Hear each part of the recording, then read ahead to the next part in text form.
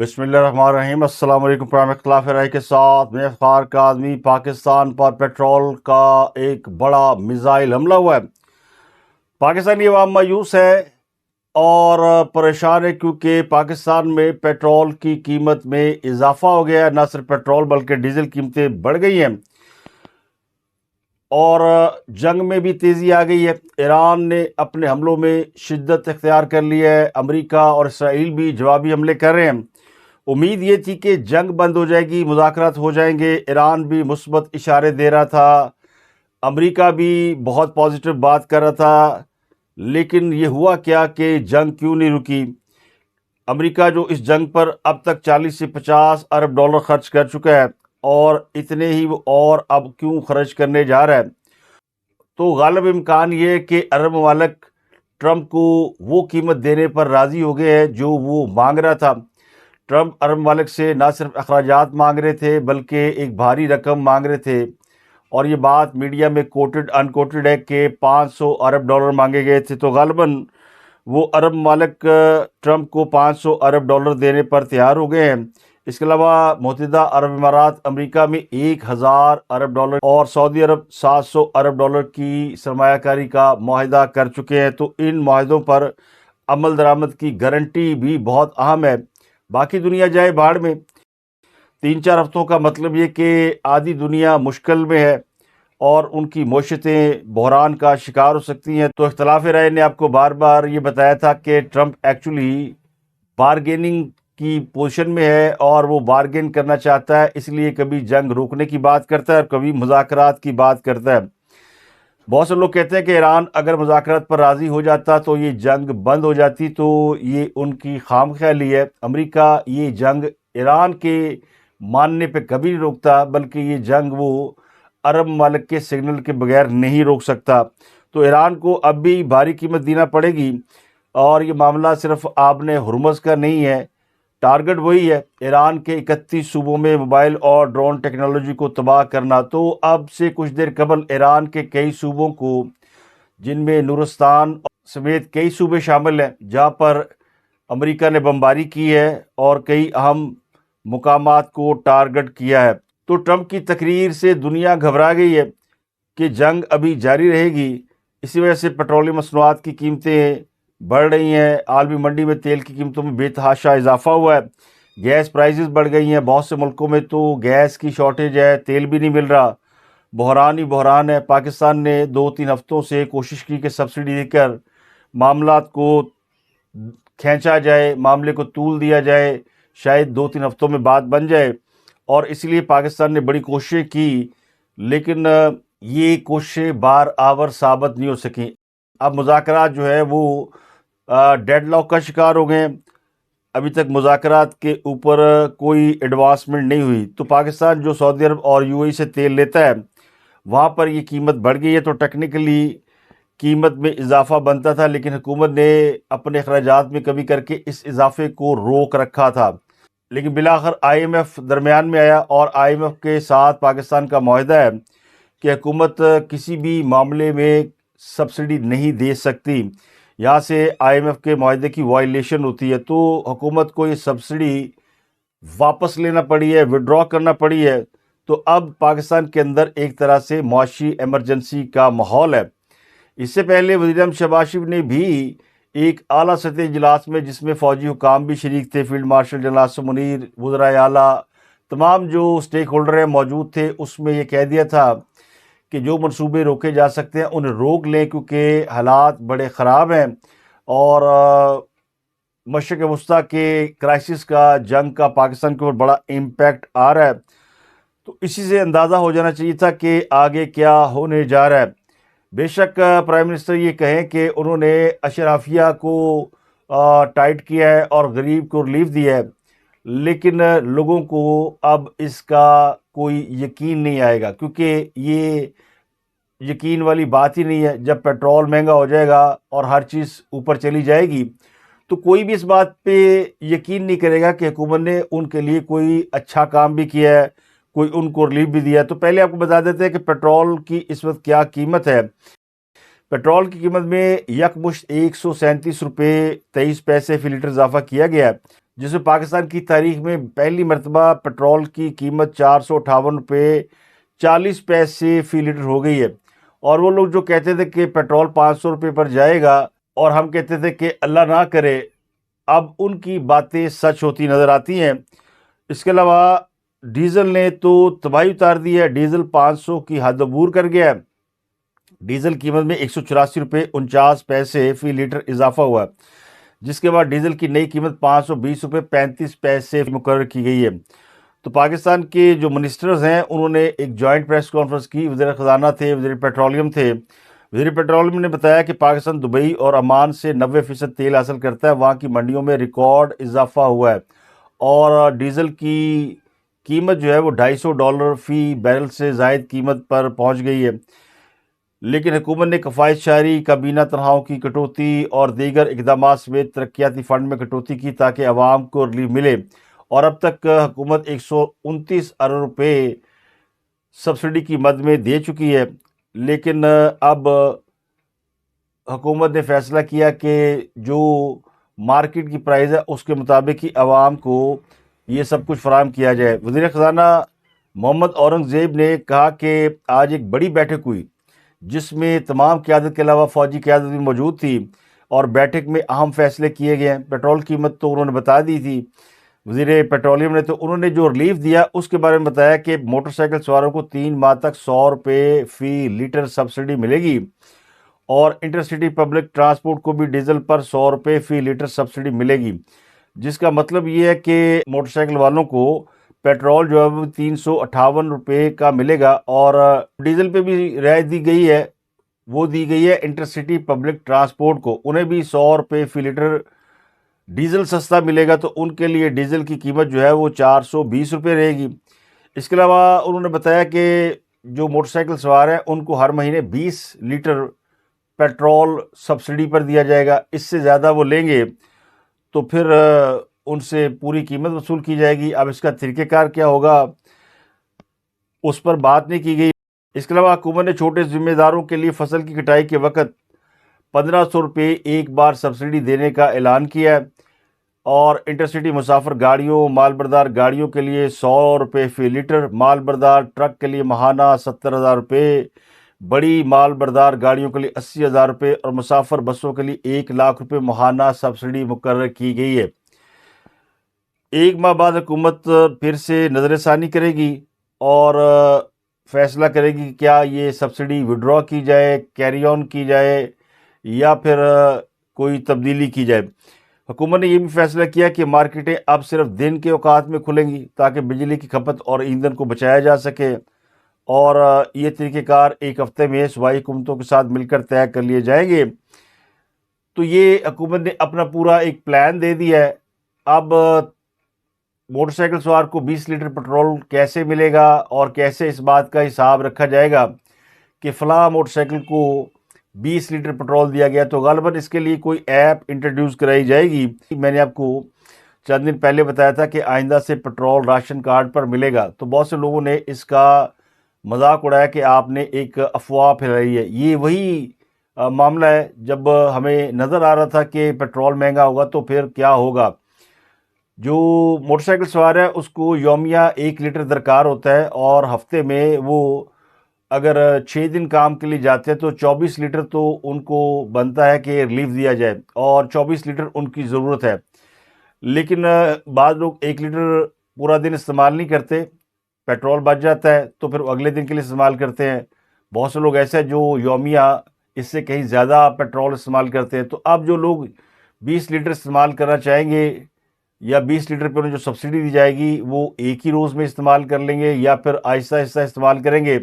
یہ سارے جو طریقہ کار ہیں وہ اگلے چند دنوں میں آپ کے سامنے آ جائیں گے۔ تو حکومت نے ایک ٹائم لائن دے دی ہے، اور اس اعلان کے بعد کم از کم IMF کو اس بات کا یقین ہو جائے گا کہ پاکستان نے وہ کام کر دیا جو وہ چاہتے تھے۔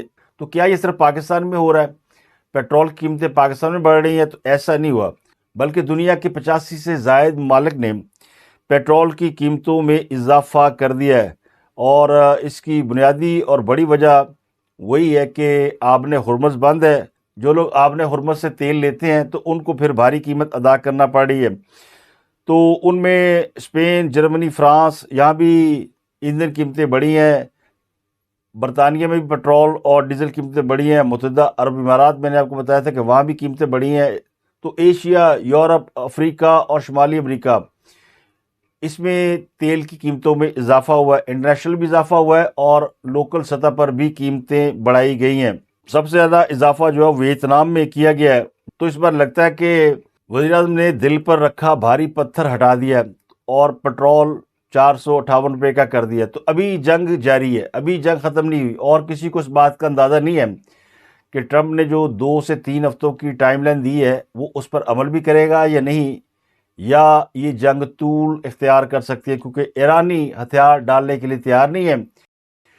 امریکہ کہہ رہا ہے کہ ایران مذاکرات کا اعلان کرے، جنگ بند کرے تو یہ جنگ رک سکتی ہے، لیکن وہاں تو کوئی ابھی صورت نظر نہیں آتی. تو اب پیٹرول کی قیمتوں کا جو رد عمل ہے اور اس کی جو ہیٹ ہے وہ ابھی عوام کو تو محسوس ہونی ہے، حکومت کو بھی چند دنوں میں بہت شدت کے ساتھ محسوس ہونے والی ہے.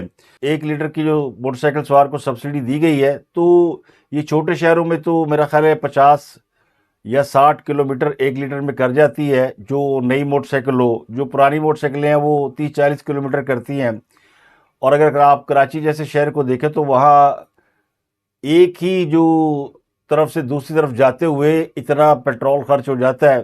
تو یہ سبسڈی جو ہے وہ مجھے لگتا ہے اندازے سے دی گئی ہے.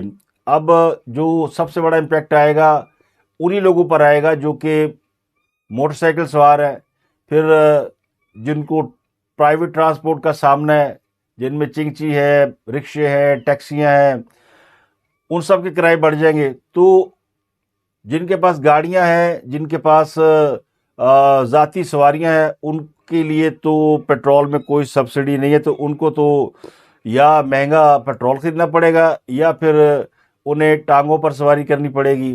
اس کے لیے سائیکل بھی ایک اچھی سواری ہے.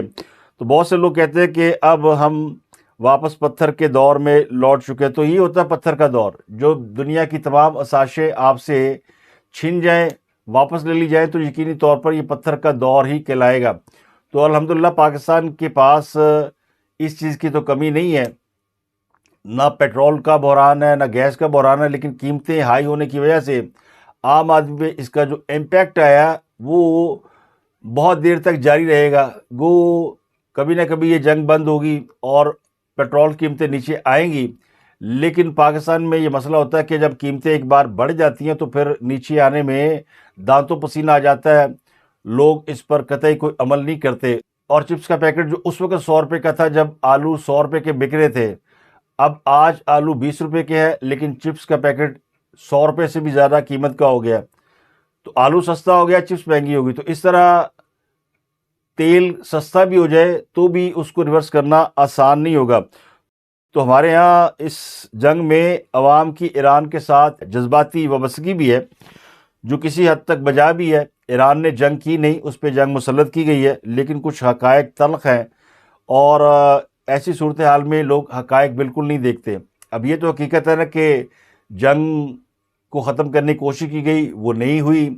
ایران اگر مذاکرات پہ راضی ہو جاتا، جو لوگ کہہ رہے ہیں، تو یہ بات ختم ہو جاتی، یا ایران کچھ لو اور کچھ دو کے تحت کام کرتا. اب اس پہ بھی اگر بات کرو تو لوگ کہتے ہیں آپ تکفیری جملے بولتے ہیں. میں نے پچھلے ویلاگ میں کہا کہ پاکستان نے ایران کو بچا لیا ہے، تو اس پر ظاہر رد عمل یہی آتا ہے کہ ایران تو جیت رہا ہے. ان کے خیالات سے مجھے کوئی لینا دینا نہیں ہے، لیکن اس جنگ کے جاری رہنے سے جو امپیکٹ آتا ہے ذرا اس پہ غور کریں. وہ امپیکٹ ایران پہ تو آ ہی رہا ہے، لیکن وہ امپیکٹ اب ہم پہ بھی آ رہا ہے اور پاکستان کی معیشت پہ آ رہا ہے. اور پاکستان کی معیشت آپ کو پتہ ہے بہت زیادہ سٹرونگ نہیں، کمزور ہے. پاکستان کا دفاع بڑا مضبوط ہے، پاکستان کی فوج بڑی مضبوط ہے، پاکستان کی دنیا کے ساتھ تعلقات بڑے زبردست ہیں. اور ابھی تو پاکستان کو حال ہی میں چین نے وہ جو J-35 طیارے ہیں وہ بھی پرووائڈ کر دی ہے، جو دنیا کے جدید ترین طیارے ہیں. تو پاکستان اس لحاظ سے تو بڑا مضبوط ہے، لیکن پاکستان میں عام آدمی اور حکومت دونوں معاشی لحاظ سے بہت کمزور ہیں. اس لیے پاکستان نے بڑی کوشش کی کہ اس جنگ کو روکا جائے. اور اس جنگ کو طول اس لیے دیا گیا کہ امریکہ کا یا اسرائیل کا اگر زیادہ خرچ ہوتا ہے تو وہ اس جنگ کو بند کرنے کے بارے میں سوچیں. لیکن اس میں پھر ایک مرتبہ سرمایہ دار ممالک جو ہیں وہ رکاوٹ بن گئے ہیں. تو جب تک سعودی عرب نہیں چاہے گا، جب تک متحدہ عرب امارات نہیں چاہے گا، تو وہ بات بنے گی نہیں. ہم تو دروازہ کھول سکتے تھے، ہم نے کھولا، افریقین کو موقع دیا گیا کہ آئے ٹیبل پر بیٹھے. تو جنگ ختم کرنا یا نہ کرنا ان کے اختیار میں تھا. تو ایران نے فیصلہ کیا کہ وہ اس جنگ کو منطقی انجام تک پہنچا سکتا ہے، تو یہ اس کا حق ہے. اور امریکہ یہ سمجھتا ہے کہ وہ اپنے بقیہ اہداف حاصل کر سکتا ہے اور وہ عرب ممالک کو پروٹیکٹ کرنے کے لیے کسی بھی حد تک جا سکتا ہے. تو یہ ان کی اپنی سوچ ہے. لیکن بہرحال اب اس جنگ کے اگلے 2-3 ہفتے بہت ہی برے اثرات ہونے والے ہیں. جو ممالک اس دباؤ کو برداشت کر لیں گے، میرا خیال ہے پاکستان نے تھوڑی جلدی کر دی ہے. 2-3 ہفتے اور پیٹرول قیمتوں کو روکا جا سکتا تھا اور اس دباؤ کو برداشت کیا جا سکتا تھا. لیکن یہ IMF بیچ میں ڈال کے جو حکومت نکل گئی ہے، میرا خیال ہے اس کا بہت ہی بڑا امپیکٹ آئے گا. اب ان 2-3 ہفتوں میں کیا ہوگا؟ ظاہر ہے مارداڑ ہوگی اور امریکہ کوشش کرے گا کہ ایران کے ہر صوبے میں اس کے اسلحہ ڈپو کو، اس کی جو ملٹری عمارتیں ہیں ان کو کھنڈر بنا دے. اور اس لیے وہ کہہ رہا ہے کہ میں پتھر کے دور میں لٹا دوں گا اور آئل کی جو تنصیبات ہیں یا توانائی کی جو تنصیبات ہیں ان کو تباہ کرنے کی وہ کوشش کرے گا. تو اسی لیے حملوں کا سلسلہ جاری ہے. امریکہ نے تہران کو مغربی شہر کرج سے ملانے والا ایک اہم ہائی وے پل فضائی حملے میں تباہ کر دیا. تو اب کرج کا تہران سے رابطہ آلموسٹ ڈیمیج ہو گیا. اس طرح امریکہ اور اسرائیل نے کل جو ڈاکٹر کمال خرازی کے تہران میں واقعہ گھر پر حملہ کیا تھا، ان کی اہلیہ اس حملے میں شہید ہو گئی تھی. اب خود ڈاکٹر کمال خرازی، جو کہ بہت ہی معتبر نام ہے اور ایک ایسے سیاستدان تھے جن کے بارے میں خیال یہ تھا کہ وہ مذاکراتی عمل میں کہیں بیک ڈور کام کر رہے ہیں، وہ بھی زخمی ہو گئے تھے، وہ کوما میں چلے گئے تھے. اب خبر یہ کہ ان کی بھی شہادت ہو گئی ہے. تو یہ بہت ہی افسوسناک بات ہے. لیکن ٹرمپ کے تقریر کے بعد سے ایران نے بڑے خوفناک حملے کیے ہیں اسرائیل کے اوپر، اور ایران کا بیلسٹک میزائل خرم شہر خیبر 4 یہ پورا اسرائیل کراس کر کے اسرائیل کے میڈیٹرینین سمندر کے ساحل پر کھڑے کروز شپ میں جا کے لگا. اور اس کروز شپ پر بہت زیادہ لوگ موجود تھے، بڑے پیمانے پر ہلاکتیں ہوئی ہیں. کم از کم 300 سے 500 لوگ اس پر سوار تھے، اس میں آگ لگ گئی. اور اس طرح ایران نے بہت سے جو قریبی خلیجی ممالک ہیں ان کو بھی ٹارگٹ کیا ہے. تو یہ جو پل تباہ کیا ایران کے اندر، اس کو بھی امریکی صدر نے ٹیگ کیا اور کہا ہے کہ ایران کے ساتھ اور بھی بہت کچھ ہونے والا ہے، ابھی بھی وقت ہے، معاہدہ کر لے اس سے پہلے کہ دیر ہو جائے. اب ٹرمپ جو ہے وہ ظاہر ہے موج میں آیا ہوا ہے، اور جب کسی کو منافع مل جائے تو اس کی بانچیں کھل جاتی ہیں. آپ نے دیکھا ہوگا کسی شخص کو تنہا ملے بڑا خوش ہوتا ہے، اس کو منافع ہو جائے بڑا خوش ہوتا ہے. تو ٹرمپ کی حالت کچھ ایسی ہے، اسے اس جنگ میں جو 400-500 ارب ڈالر کا منافع ملا ہے ان عرب ملکوں کی جانب سے، اس کی بانچیں کھلی ہوئی. تو اب وہ اپنے دوستوں کو جھکتے مار رہا ہے. انہوں نے فرانسیسی صدر میکرون کے حوالے سے کہا کہ میں نے ان کو فون کیا، اور پھر طنزیہ کہا وہی میکرون جس کو اس کی بیوی بہت مارتی ہے اور اس کا جبڑا اب تک سوجا ہوا ہے. Then I call up France, Macron, whose wife treats him extremely badly, and still recovering from the right to the jaw. تو یہ ویسے ہی ہے جیسے وہ ایک مراسی کا لطیفہ ہے کہ سب کچھ تو چودھری صاحب کا ہے لیکن جو دھوتی پہنی ہوئی ہے انہوں نے وہ میری ہے. تو ٹرمپ اس قسم کی جگتیں جو ہے وہ مار رہا ہے.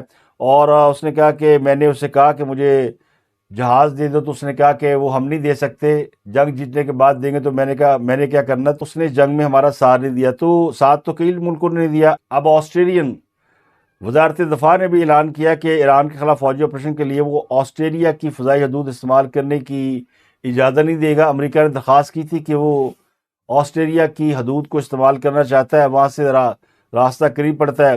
لیکن باقاعدہ آسٹریلین حکومت نے اس بات کا اعلان کیا کہ ہم یہ الاؤ نہیں کر سکتے، اور درخواست کئی بار دی گئی اور کئی بار رد کی گئی ہے۔ اس سے پہلے فرانس، اسپین، اٹلی اور کئی ممالک بھی امریکہ کو نہ کر چکے ہیں۔ تو امریکی صدر کی تقریر کے بعد ایرانی فوج کے آپریشن کمانڈر چیف جنرل امیر خاتمی نے بھی اپنی فوج کو یہ ہدایت کی ہے کہ امریکی اور اسرائیلی سرگرمیوں پر نظر رکھی جائے۔ اگر ایران پر زمینی حملہ ہوتا تو کسی کو زندہ واپس نہ جانے دیا جائے۔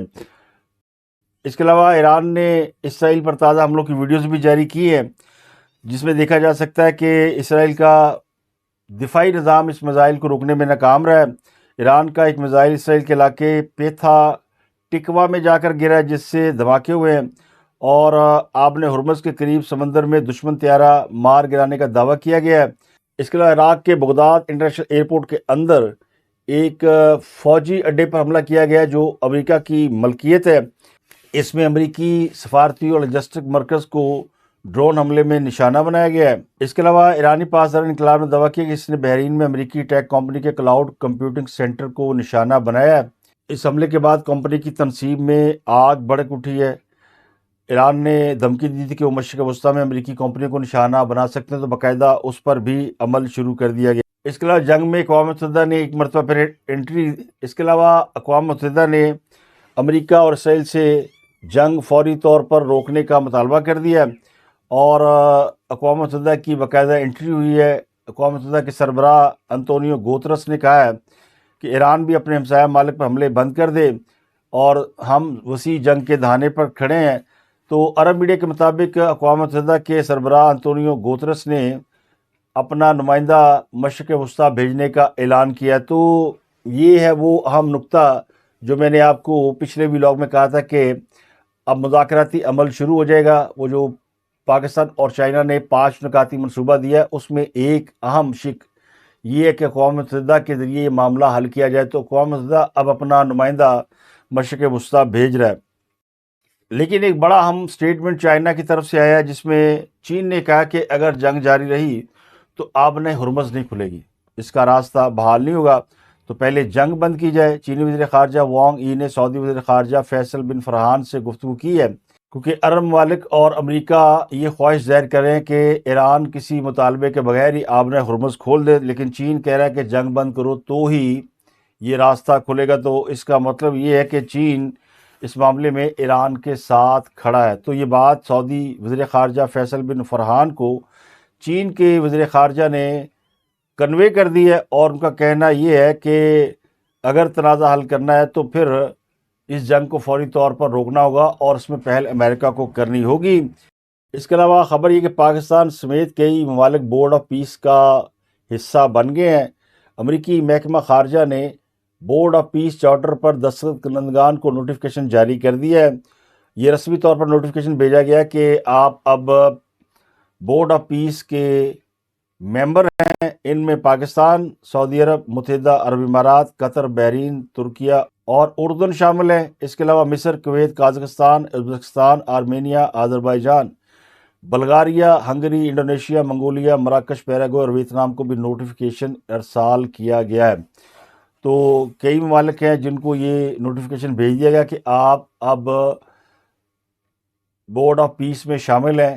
اس کا مطلب ہے کہ امریکہ یہ باور کرا رہا ہے کہ یہ وہ ملک ہے جن کے ساتھ امریکہ پیس پروسیس کو لے کے چلے گا، اور اس میں پاکستان کو انہوں نے شامل رکھا ہے۔ اب پاکستان کے حالات تو بڑے پتلے ہیں، اور اس پر بھی ایک رد عمل آئے گا۔ لوگ کہیں گے جی کہ امریکہ تو بڑا ظلم کر رہا ہے، تو اب آپ بورڈ آف پیس کا ممبر کیوں ہیں؟ تو ظاہر ہے یہ وہ تمام چیزیں جو کہ حکومت کے لیے بہت بڑا امتحان بن کے سامنے آئی ہیں، اور یہ پہلی مرتبہ نہیں ہوا۔ حکومت جب سے معرض وجود میں آئی ہے امتحان پہ امتحان دے ہی رہی ہے۔ اب ایک امتحان جو ہے وہ 28ویں ترمیم کا بھی ان کے سر پہ پڑا ہوا ہے، اور اس کے لیے مولانا فضل الرحمان کے ساتھ ملاقاتیں ہو رہی ہیں۔ بلاول بھٹو بھی ملے تھے، اب خواجہ آصف بھی ملے ہیں، اور پاکستان کے جو ڈومیسٹک پولیٹیکل مسائل ہیں وہ بھی اپنی جگہ رواں دواں ہے۔ اس کے علاوہ خیبر پختونخوا میں جو سینٹ کی نشست خالی ہوئی تھی مراد سعید کی ڈسکوالیفیکیشن سے، اس پر الیکشن کا اعلان کر دیا گیا ہے۔ 23 اپریل کو اب صوبائی اسمبلی کے ارکان نئے سینیٹر کا انتخاب کریں گے۔ ایک بڑی اہم خبر جو کہ اس جنگ کے دنوں میں دب کے رہ گئی وہ یہ کہ 50 سال سے زیادہ عرصے کے بعد اب دوبارہ انسان چاند پر پاؤں رکھ رہا ہے اور چاند کے گرد ناسا کا پہلا انسان بردار مشن روانہ ہو گیا ہے۔ تو اپولو مشنز کے بعد پہلی مرتبہ انسان اب دوبارہ چاند کے حوالے سے تحقیق کی جانب گیا ہے اور ایک بڑا گہرا خلا ہے جو پہلے انفارمیشن آئی تھی۔ انسان جب چاند پہ اترا تھا تو اس وقت دنیا حیران و پریشان رہ گئی تھی، لیکن 50-60 برس پہلے یہ عمل رک گیا تھا۔ اس کے بعد سے انسان نے دوبارہ اس میں کوئی تحقیق نہیں کی۔ تو مجھے لگتا ہے کہ اب دنیا یا یہ جو کرۂ ارض ہے، یہ زمین انسانوں کے لیے تنگ پڑنا شروع ہو گئی ہے، تو لوگوں نے پھر سوچا کہ دوبارہ سے کسی اور کرے پر زمین تلاش کر کے وہاں پر زندگی کا سراغ لگایا جائے اور زندگی شروع کی جائے۔ اس کے علاوہ تحریک انصاف نے 9 اپریل کو لیاقت آباد جلسے کا اعلان کر دیا ہے اور وزیر اعلیٰ KPK نے کہا کہ امید کرتے ہیں کہ انہیں NOC مل جائے گا۔ اگر NOC نہ ملا تو پھر جہاں پر روکیں گے وہیں پر احتجاج ہوگا۔ اور عمران خان کی بہن نے اگلے منگل کو PTI کے کارکنوں کو اڈیالہ پہنچنے کا الٹیمیٹم دے رکھا ہے اور ان کا خیال یہ کہ 10,000 لوگ اڈیالہ پہنچ جائیں گے۔ اب 9 اپریل کو جلسہ ہوگا اور اڈیالہ میں بھی لوگ جمع ہوں گے۔ تو اپوزیشن کی تحریک کو ان حالات میں جب پیٹرولیم مصنوعات قیمتوں میں بہت بڑا اضافہ ہوا ہے، ویسے امید تو کوئی نہیں کیونکہ خان صاحب کے لیے کوئی باہر نہیں نکلتا اور تحریک انصاف کی جو اسٹریٹ پاور ہے وہ تو بالکل ہی نہیں ہے۔ تو ایسی اپوزیشن جس نے کوئی سیاسی رول پلے ہی نہیں کیا، اس سے میرا خیال ہے کسی کو کوئی امید ہے بھی نہیں کہ کوئی جائے گا اور یہ توقع رکھے کہ یہ اپوزیشن جو ہے وہ کسی طرح سے بھی لوگوں کو بحران سے نکال سکے۔ ایک اور اہم خبر یہ کہ حکومت نے سیکرٹری دفاعی پیداوار لیفٹیننٹ جنرل ریٹائرڈ چراغ حیدر کے کانٹریکٹ میں تحکم ثانی توسیع دے دی ہے۔ نئے سیکرٹری دفاعی پیداوار کی تعیناتی تک جنرل چراغ حیدر جو ہے وہ اپنی خدمات سر انجام دیں گے۔ اس کے علاوہ گریڈ 20 کے آفیسر محمد علی رنداوا جو کہ CDA میں خدمات انجام دے رہے تھے، وہاں سے وہ ہٹا دیے گئے تھے، اب انہیں DG پاسپورٹ اینڈ امیگریشن تعینات کر دیا گیا ہے۔ تو اب تک کے لیے اتنا ہی، آپ سے ملاقات ہوتی ہے اگلے ولاگ میں۔ اپنا گردنوں کا بہت خیال رکھیے گا۔